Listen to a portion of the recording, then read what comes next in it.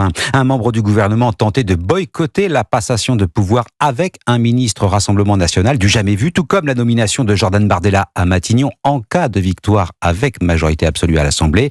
Emmanuel Macron pourrait-il entraver la bonne marche de cette cohabitation? Le président du RN compte sur la Constitution pour appliquer son programme, Alexandre Chauveau. Depuis la dissolution, Jordan Bardella a relu plusieurs fois la Constitution. Si le président demeure le chef des armées, l'article 20 prévoit que le gouvernement détermine et conduise la politique de la nation. Le Premier ministre a donc en théorie toute la liberté d'appliquer sa politique. Je n'entends pas être le collaborateur d'Emmanuel Macron. J'assumerai ma responsabilité, celle d'être un Premier ministre de cohabitation, respectueux de la fonction, mais je serai intransigeant sur la politique pour laquelle nous aurons été élus. Alors si dans les idées tout oppose les deux hommes, leur relation, entamée en août 2023 lors des rencontres de Saint-Denis, est aussi faite de fascination réciproque.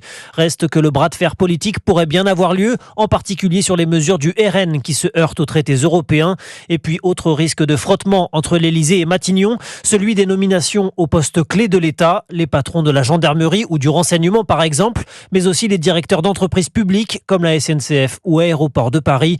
La direction du RN reste malgré tout confiante sur les marges de manœuvre du Premier ministre, notamment par le recours à la voie réglementaire et aux circulaires. Alexandre Chauveau du service politique d'Europe.